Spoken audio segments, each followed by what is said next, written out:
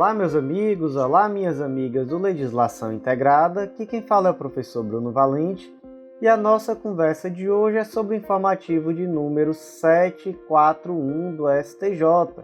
Antes de começar, aquele convite especial para você que ainda não se inscreveu no canal, seja no Spotify, Deezer, Apple Podcasts, Google Podcasts ou mesmo no YouTube, e também para você ativar o sininho para ficar sabendo das notificações. Por último, aquele convite para você que ainda não nos segue no Instagram, @legislação_integrada, onde também postamos novidades diariamente. Então, sem mais delongas, vamos para o primeiro julgado do dia. O primeiro julgado do dia foi inserido no Código Civil e a tese fixada no IAC tema 12. É o tema 12 de incidentes de assunção de competência. A tese ficou da seguinte forma: A. É presumido, em regra, o rateio em partes iguais do numerário mantido em conta corrente conjunta solidária quando inexistente previsão legal ou contratual de responsabilidade solidária dos correntistas pelo pagamento de dívida imputada a um deles. B. Não é possível a penhora da integralidade do saldo existente em conta conjunta solidária no âmbito de execução movida por pessoa física ou jurídica diante da instituição financeira mantenedora, sendo franqueada aos cotitulares e ao exequente a oportunidade de demonstrar os valores que integram o patrimônio de cada um, a fim de afastar a presunção relativa de rateio. Gente, aqui é aquela tal da conta conjunta. Imagina, você é casado, você e sua esposa têm uma conta conjunta no banco. E aí, imagina, por exemplo, que um dos dois tem uma determinada dívida. Vamos lá, por um exemplo. João e Maria são casados, possuem conta conjunta. João tem uma dívida com Pedro. E aí Pedro propôs uma ação, e aí nessa ação foi determinada a penhora de valores na conta solidária, na conta corrente de natureza conjunta, na conta conjunta. E aí, é possível que se determine que a totalidade desses valores seja penhorada para saldar essa dívida. Então, por exemplo, suponha que tem R$10.000 na conta e que a dívida é de R$10.000 também. É possível que se penhore todos os valores da conta para saldar essa dívida? E aí, gente, não é possível. E aí vamos por partes. Em primeiro lugar, se a conta corrente é conjunta solidária, se pressupõe de início que metade dos valores é de um, então metade dos valores é de João e metade dos valores é de Maria, 5.000 a 5.000. Se essa dívida de João for por algum motivo uma dívida que Maria é devedora solidária, aí a história muda. Então no contrato prevê a solidariedade, ou então por decorrência de lei é uma dívida em que Maria é solidária, aí de fato é possível a penhora de todos os valores. Senão, há uma presunção de que metade ali pertence a Maria e metade pertence a João. Esse é o primeiro ponto a ser destacado. Segundo ponto, é possível a demonstração de que existe, na verdade, um pertencimento diverso. Então, por exemplo, que na verdade desses 10.000, 8.000 são de João. É possível que se demonstre isso? É possível, é uma presunção. A presunção de que é meio a meio é uma presunção relativa. Agora, de quem é o ônus de demonstrar que esse dinheiro, na verdade, pertence ou em sua integralidade a João, ou então na maior parte a João? É do exequente. Então, se o exequente demonstrar que não, esse valor é todo de João, aí tudo bem. Se ele não demonstrar, não se pode conferir esse ônus ao executado. Então, João não pode ser obrigado a demonstrar que os valores são integrais de Maria, ou enfim. Caso o exequente não demonstre um pertencimento diverso desses valores, vai para a regra de que é 50% de cada. Próximo julgado do dia inserido no Código Civil, e o destaque ficou da seguinte forma: nos contratos de seguro, o valor da indenização a ser recebido na hipótese de ocorrência do evento segurado é estabelecido previamente no contrato e por isso não há guarda de prêmios. Gente, temos aqui, por exemplo, um contrato de seguro de vida. E aí esse contrato de seguro de vida, ele prevê uma indenização caso ocorra, por exemplo, um evento morte, um evento invalidez permanente, um evento invalidez parcial. E aí, todo mês, o indivíduo que é segurado, ele paga um determinado valor à seguradora. Como é o nome desse valor? O nome desse valor é prêmio. Isso é meio contraintuitivo, né? A gente acha que é a gente que recebe o prêmio. Não, o prêmio é o valor que o segurado paga ao segurador. E aí, qual foi a primeira questão aqui? Era a dúvida se existia um dever dessa seguradora de guardar os prêmios. Para quê? Para assegurar o pagamento da indenização. E a resposta é negativa, não há. Porque um contrato de seguro não se confunde, por exemplo, com um contrato de previdência. Num contrato de previdência privada, por exemplo, o indivíduo paga um determinado valor para que ao final ele receba um benefício correspondente àquele valor que ele foi acumulando no período. Então, vai havendo a guarda daqueles valores para no futuro, ou com base nesses valores, pagar um benefício. O contrato de seguro, não. No contrato de seguro, existe aqui um contrato aleatório, onde você paga um determinado valor e se ocorrer um sinistro, você vai ter direito a receber um determinado valor. Veja só, então, não há uma obrigação da seguradora de guardar esses valores e exatamente por isso não existe o interesse processual do segurado ou do eventual beneficiário em uma ação de exigir contas. Por quê? Porque não existe patrimônio dele sendo ali administrado pela seguradora. A seguradora, ela recebe o prêmio e se por um acaso, em algum momento, ocorrer um sinistro, a seguradora vai ter que pagar aquele valor. E aí, próximo ponto. Também não é devida uma prestação de contas em relação à forma como o segurado gastou o dinheiro que ele recebeu em virtude do sinistro. Então imagina que, por exemplo, o segurado ele teve ali um sinistro de invalidez permanente ou de invalidez parcial, enfim, um evento de saúde, e aí em virtude disso ele recebeu um valor da seguradora. A seguradora pode exigir que esse valor seja gasto com despesas de saúde? Não, não pode. Se ele quiser, ele usa esse valor para construir uma piscina no quintal da casa dele. Esse valor ele vai utilizar da forma que ele quiser. Não existe uma vinculação. Então, gente, vamos lá. Conclusão aqui do julgado, em resumo. Não existe um dever da seguradora de fazer a guarda dos prêmios. Não existe o interesse processual do segurado de requerer a prestação de contas da seguradora para saber como ela está gerindo esses prêmios. Ele não tem nada a ver com isso. E a seguradora também não tem nada a ver, então não existe a possibilidade dela também entrar com ação de prestação de contas em face do segurado para saber como ele gastou o dinheiro que ele recebeu em virtude de um sinistro. Ele também gasta como ele quiser. Próximo julgado do dia, inserido na Constituição Federal, e o destaque ficou da seguinte forma: a lesão ou ameaça a direito aptas a ensejar necessidade de manifestação judiciária do Estado se caracterizam em demandas de cobrança do seguro DPVAT, salvo exceções particulares, após o prévio requerimento administrativo, consoante a aplicação analógica do entendimento firmado pelo STJ no RE 631/240, julgado em repercussão geral. Gente, esse julgado foi inserido no artigo 5º, inciso 35 da Constituição, que determina que a lei não excluirá da apreciação do Poder Judiciário lesão ou ameaça a direito.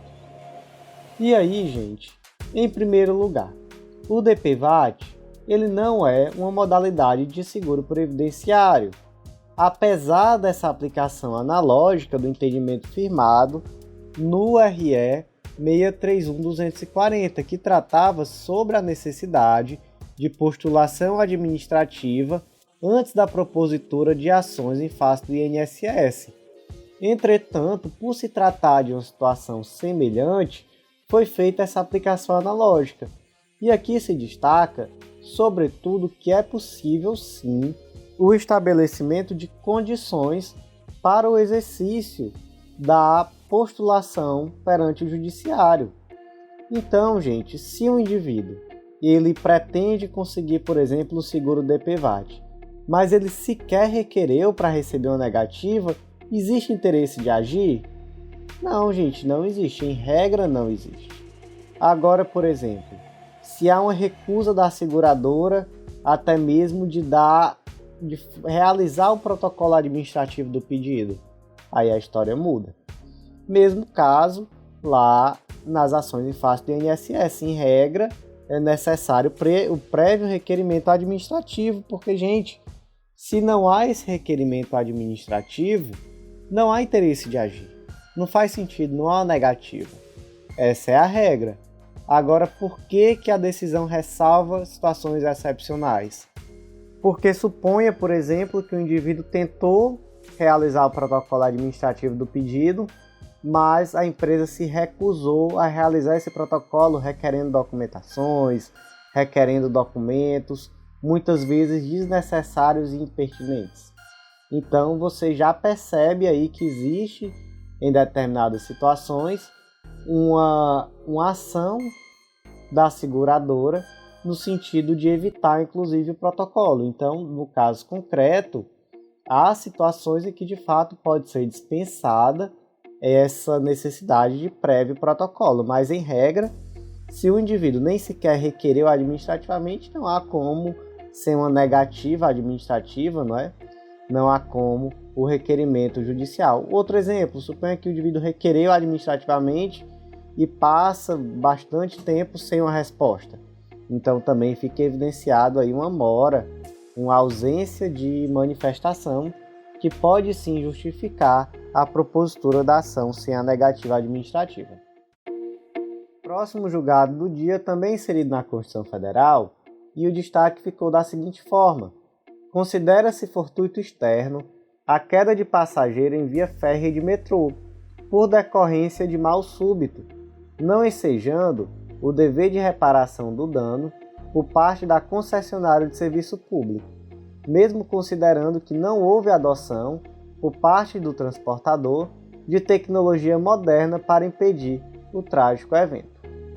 Gente, a situação aqui foi a seguinte: a passageira ela estava em pé na estação do metrô e quando o metrô veio passando, ela de repente teve um mal súbito e caiu. E de fato caiu na plataforma e foi atropelada pelo metrô. Então ela veio a falecer em virtude desse mal súbito, que foi uma convulsão por epilepsia, naquele caso concreto. E aí essa passageira, a família dela propôs uma ação requerendo indenização do Estado por afirmar que houve ali uma falha na prestação do serviço. E dentre os argumentos, um deles foi o de que, se a concessionária do metrô utilizasse o sistema de portas de plataforma, não haveria ali acontecido esse trágico acidente. Porque nesse sistema, onde há portas na plataforma e elas só abrem quando o metrô chega, não há o risco do indivíduo cair nos trilhos do trem.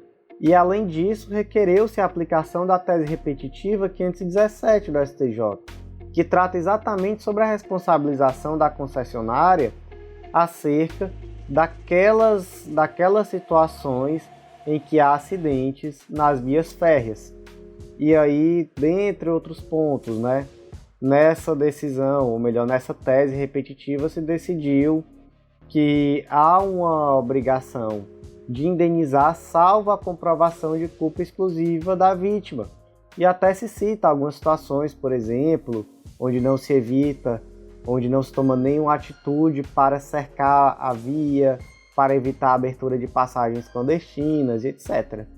Acontece que o STJ entendeu que esse caso específico, onde a passageira teve um ataque epilético e caiu, não encontra paralelo com a tese repetitiva tema 517 e entendeu também que o simples fato da concessionária não utilizar o sistema de portas de plataforma, que é um sistema bem mais moderno e bem mais seguro, naturalmente, mas o simples fato de utilizar uma tecnologia menos moderna não torna o serviço prestado um serviço impróprio. Então, não há defeito na prestação do serviço em virtude da existência de uma tecnologia mais moderna não utilizada. Isso, inclusive, é o que diz o artigo 14, parágrafo 1º do CDC. Então, nesse caso específico, se entendeu que aconteceu ali um verdadeiro caso fortuito e um fortuito externo, um fortuito que não guarda relação com a prestação do serviço público em questão. Foi realmente uma situação em que o passageiro teve um mal súbito, algo que estava totalmente fora do controle da concessionária e que a concessionária ela tomava as providências necessárias. Então, havia ali aquela linha amarela no metrô, onde o indivíduo não pode ficar após aquela linha aguardando, ela tem que tomar uma certa distância. Então, aquilo ali é algo que existe no Brasil e que existe, conforme dito, inclusive na decisão, em metrô de países desenvolvidos do mundo inteiro. Não é tão comum ainda essa tecnologia das portas de plataforma. E, portanto, no caso concreto, foi afastada a indenização. Próximo julgado do dia, inserido no Código Civil, especificamente lá no artigo 317. E o destaque ficou da seguinte forma: a situação decorrente da pandemia da Covid-19 não constitui fato superveniente apto a viabilizar a revisão judicial de contratos de prestação de serviços educacionais com a redução proporcional do valor das mensalidades. Gente, no início da pandemia, especialmente nos períodos de lockdown, foi muito comum, inclusive leis estaduais que exigiam uma revisão contratual daqueles contratos de prestação de serviços escolares, além, claro, de tentativas individuais de renegociação dos valores das escolas, até porque muitas crianças ficaram afastadas da escola, houve um deslocamento para o ensino telepresencial, o ensino à distância, e tudo isso também somado a uma perda de renda muito forte que aconteceu em muitas famílias brasileiras. Isso é um fato. Toda a crise social que veio junto com a pandemia Covid-19.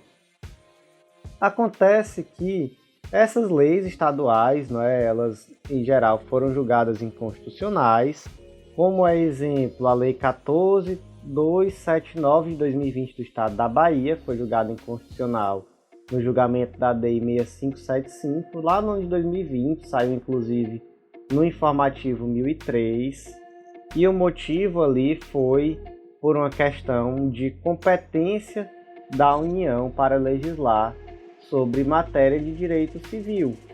Então, lá no artigo 22, inciso 1, determina-se que a competência para legislar sobre direito civil é privativa da União e o Estado não poderia estar, portanto, tratando de uma matéria de direito contratual, que é, portanto, a matéria de direito civil. Acontece que, mesmo sem se tratar de leis estaduais que permitam esse tipo de revisão contratual, é possível, dentro daquilo que prevê tanto o Código Civil quanto o Código de Defesa do Consumidor, a propositura de ações revisionais. E aí essas ações elas vão ter como base 3 teorias. Ou a teoria da base objetiva do contrato, que está lá no artigo 6º, inciso 5 do CDC, a teoria da imprevisão, lá no artigo 317 do Código Civil, ou a teoria da onerosidade excessiva, lá no artigo 478 do Código Civil. E esse julgado aqui, ele vai dizer respeito exatamente à possibilidade ou não de revisão contratual, ou seja, de uma ação revisional em face de uma escola, requerendo a redução do valor da mensalidade em virtude da pandemia. E aí todo o julgado foi analisado à luz da teoria da imprevisão, que é a teoria que está lá no artigo 317 do Código Civil. Vamos ler esse artigo. Quando, por motivos imprevisíveis, sobrevier a desproporção manifesta entre o valor da prestação devida e o do momento de sua execução, poderá o juiz corrigi-lo a pedido da parte, de modo que assegure, quando possível, o valor real da prestação. Gente, a teoria da imprevisão, então, ele traz a necessidade de motivos imprevisíveis. A pandemia Covid-19 era um motivo imprevisível. Sim, imprevisível. Mas ela exige ainda uma manifesta desproporção. E é aqui que entra o ponto-chave desse julgado. Existia uma manifesta desproporção entre o valor das mensalidades escolares, entre aquilo que foi acordado antes da pandemia e aquilo que estava sendo cobrado após a pandemia ou durante ali o período de pandemia.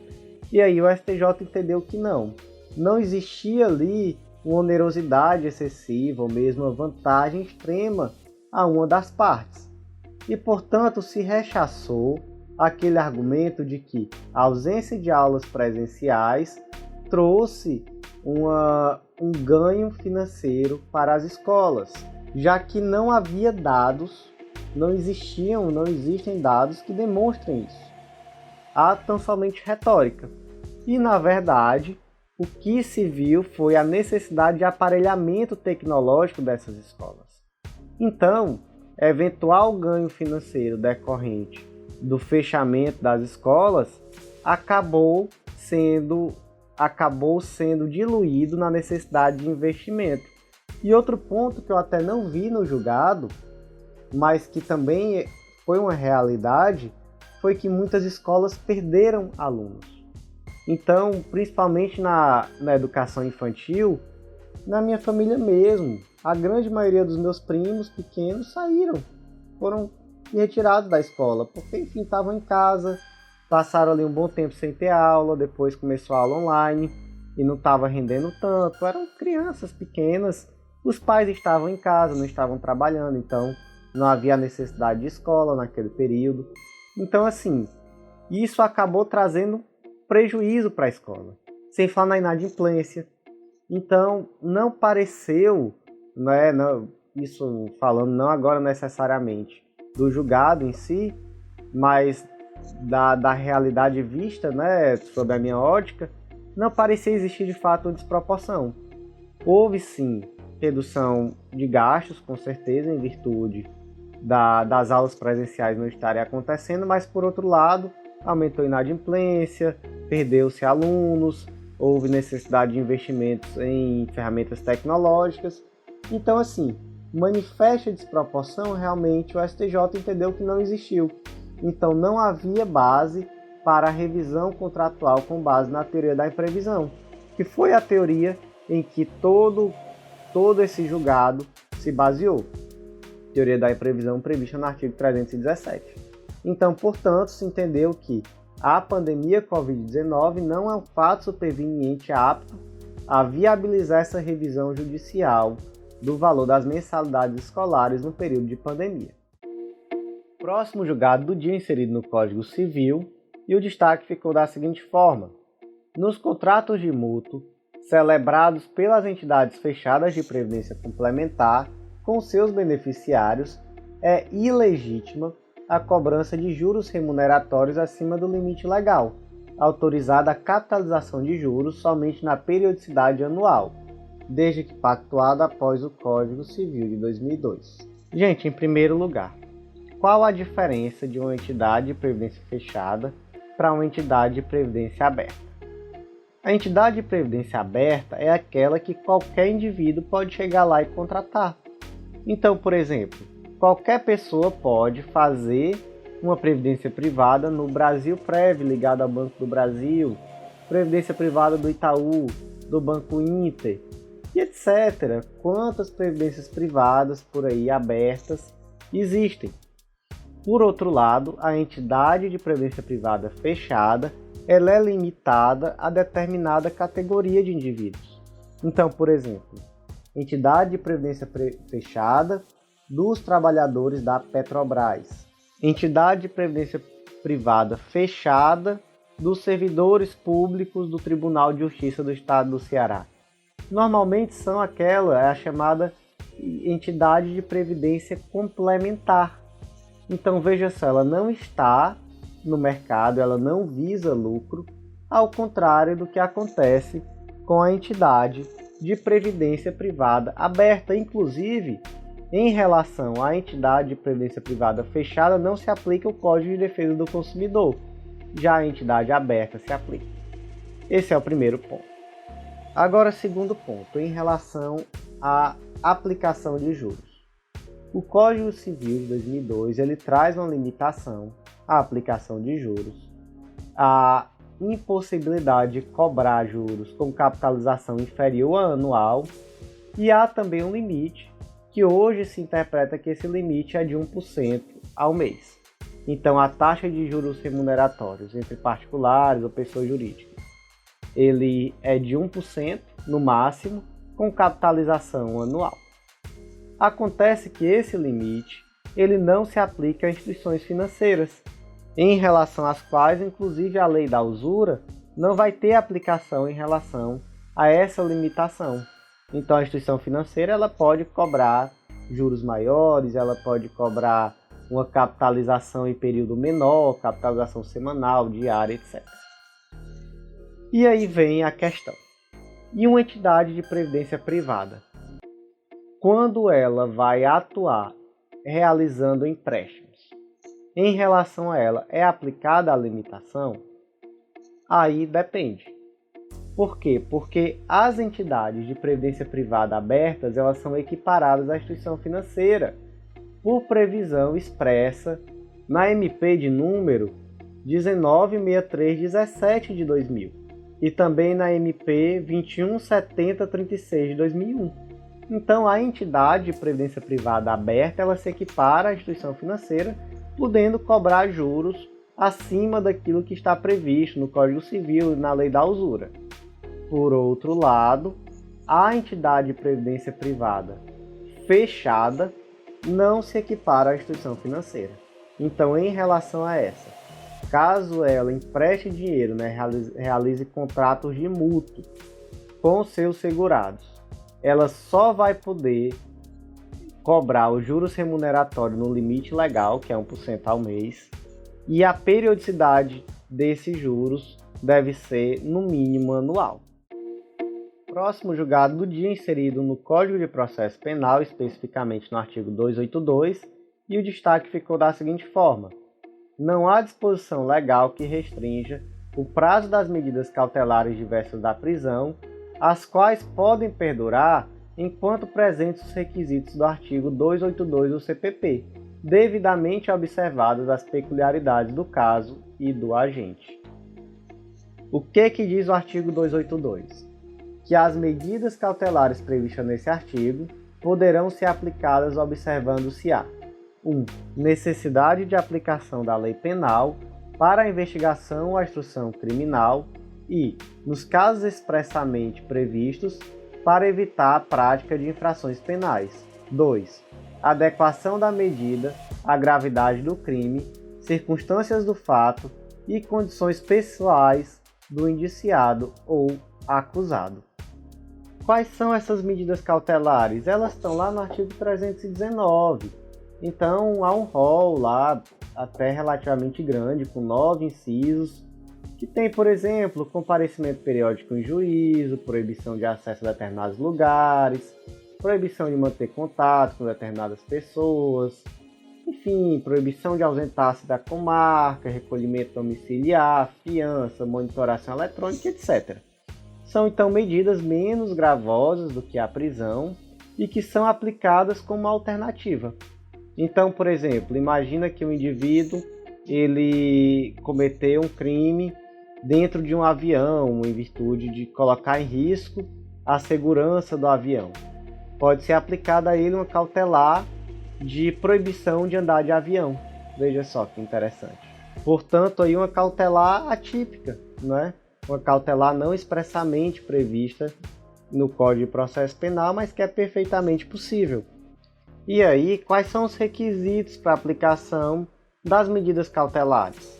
Nós temos dois aqui no artigo 282. A necessidade de aplicação da lei penal, ou de investigação ou instrução criminal, ou mesmo de evitar a prática de infrações penais e a adequação da medida à gravidade do crime, às circunstâncias, condições pessoais, etc. E aí, existe um prazo para aplicação, para manutenção dessas cautelares diversas da prisão? O Código de Processo Penal não traz prazo. E aí, qual é a interpretação que o STJ deu? Que enquanto perdurarem os motivos, então quais são esses motivos, como eu já disse? A necessidade de aplicação da lei penal, ou alguma necessidade para a investigação ou instrução, ou mesmo para evitar a prática de infrações penais, e a adequação da medida, e essa adequação tanto à gravidade do crime, quanto às circunstâncias de fato e condições pessoais do indiciado ou acusado, enquanto essas condições persistirem, é possível manter as cautelares diversas da prisão. Quando não houver mais motivos, a cautelar já não permanece, mas não existe um prazo em dias, em meses, enfim, não existe esse prazo. Enquanto houver motivo, a cautelar, inclusive por ser algo menos gravoso do que a prisão, ela permanece. Gente, próximo julgado do dia inserido no Código Penal, e o destaque ficou da seguinte forma: o réu fará jus à atenuante do artigo 65, inciso 3d do Código Penal, que é a atenuante da confissão, quando houver admitida a autoria do crime perante a autoridade, independentemente de a confissão ser utilizada pelo juiz como um dos fundamentos da sentença condenatória e mesmo que ela seja parcial, qualificada, extrajudicial ou retratada. Gente, isso aqui é uma decisão importantíssima. Não que traga uma grande novidade, mas acontece que é um tema muito relevante, especialmente para provas de segunda fase. Isso aqui, gente, prova de peça prática, especialmente aqui sentença ou petição, é extremamente comum.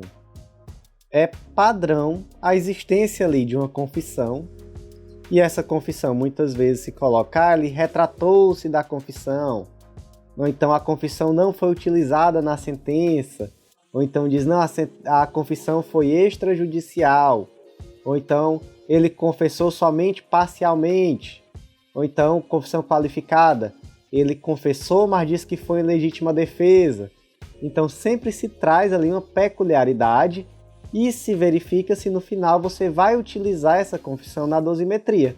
E aí, em todos esses casos, você precisa utilizar a confissão na dosimetria. Ah, mas a sentença não utilizou a confissão. Mesmo assim, você precisa utilizar a confissão na dosimetria. Em que fase, gente? Em que fase? Segunda fase da dosimetria, lembre-se.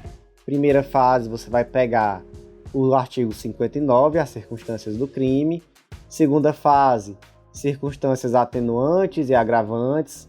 As agravantes lá no artigo 61, as atenuantes no artigo 65 do Código Penal. E terceira fase, causas de aumento e de diminuição. Isso aqui é o que a gente mais aprende fazendo uma peça prática. Isso aqui é o padrão de qualquer peça prática de penal. E qual foi o ponto aqui? O Ministério Público ele argumentou que para a utilização da atenuante da confissão seria necessário que essa confissão fosse utilizada na formação do convencimento do julgador. Por quê?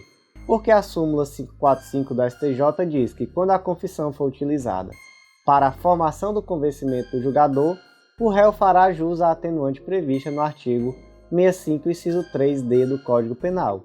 Então, segundo o Ministério Público, nessa ação ele disse, olha, então, se não for utilizada na formação do convencimento, não faz jus.